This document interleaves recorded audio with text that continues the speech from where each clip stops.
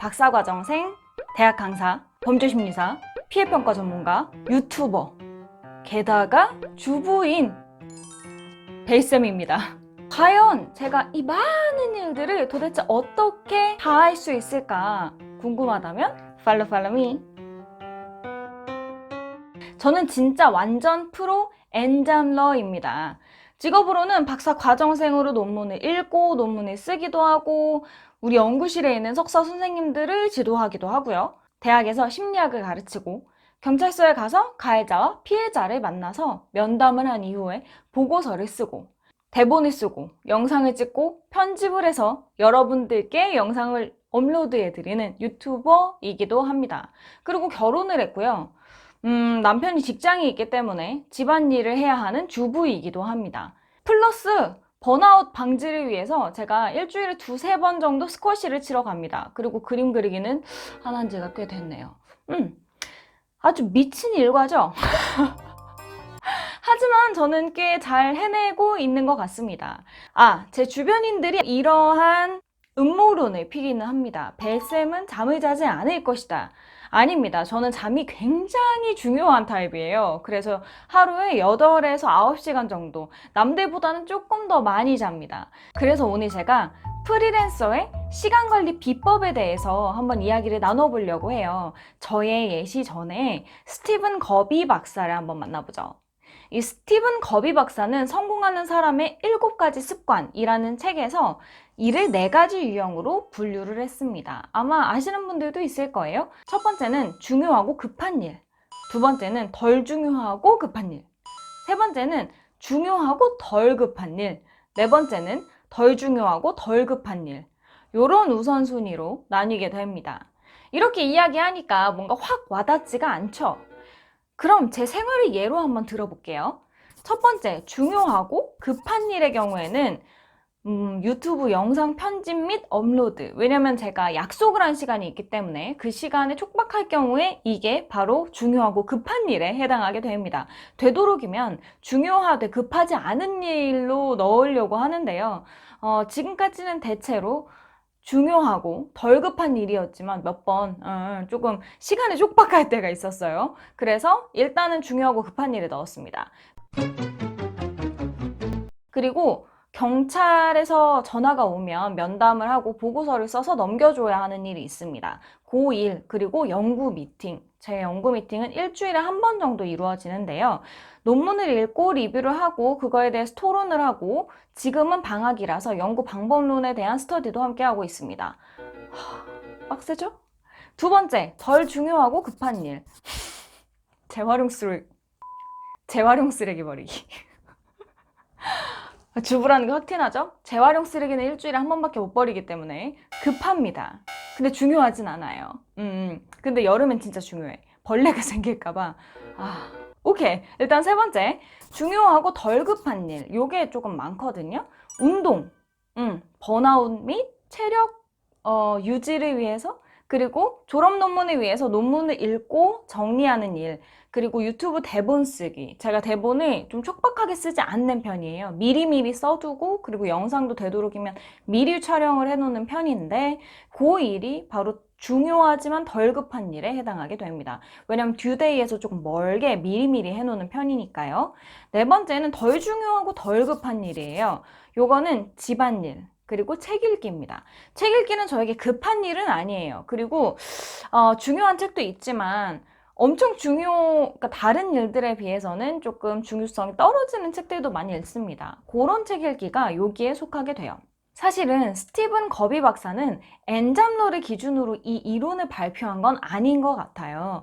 저는 이 스티븐 거비 박사의 이론에 몇 가지를 더하고 싶습니다. 프로 엔잡러로서. 4가지 정도가 있는데요. 하나는 엔잡 중에서 우선순위를 정하는 겁니다. 두 번째는 하루 중에 집중이 잘 되는 시간과 그렇지 않은 시간을 스스로 구별해서 그거에 맞춰서 일과를 짜는 거죠. 세 번째는 짜투리 시간을 잘 이용하는 겁니다. 네 번째는 휴식을 일처럼 하는 거죠. 자, 그럼 하나하나 알아볼게요. 일단 N잡을 하게 되면 어쩔 수 없이 N잡끼리 충돌이 일어나게 됩니다. 왜냐면 저도 하루 24시간을 사는 사람이니까요. 예를 들면 논문을 엄청나게 급하게 읽어야 되는데 설거지가 산처럼 쌓여 있고 나는 시간이 없다 라든지, 내가 유튜브 편집할 게 막 쌓여 있는데 경찰서에서 전화가 와서 선생님 경찰서에 면담 와주실 수 있나요? 라고 전화가 온다. 이게 중요한 점은 뭐냐? 내가 여기서 죄송합니다 경장님 못 갈 것 같아요 하는 순간 돈이 날아가게 되는 거죠. 그래서 고민이 됩니다. 이게 어쩌면 프리랜서의 최대 딜레마일 수도 있어요. 일 많이 하면 돈을 잘 벌 수도 있지만 그러면 웬만한 직장인보다 일을 더 많이 해야 돼요. 뭐 아무튼 이 딜레마를 해결하는 방법은 바로 우선순위를 잘 짜는 겁니다. 저는 이 우선순위를 미래를 기준으로 뒀어요. 미래에 나에게 이 일이 얼마나 득이 될 것인가.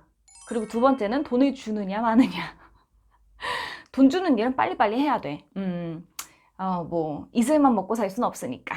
그래서 이 두 가지를 기준으로 많은 저의 N잡들의 우선순위를 좀 정해 놓습니다. 많은 분들도 이제 N잡 한두 개 이상의 업무를 갖고 있다면 요거를 우선순위 세워서 이게 충돌이 일어났을 때 그 우선순위에 맞춰서 일을 잡는 게 훨씬 낫습니다. 두 번째 포인트는 집중이 잘 되는 시간, 그리고 잘 되지 않는 시간을 잘 찾는 겁니다. 일 중에서는 집중을 굉장히 요하는 일이 있고 집중하지 않아도 노동 시간이 긴 일이 있어요. 대표적으로는 저에게 논문을 쓰고 읽는 일이 집중도를 많이 요하는 작업입니다.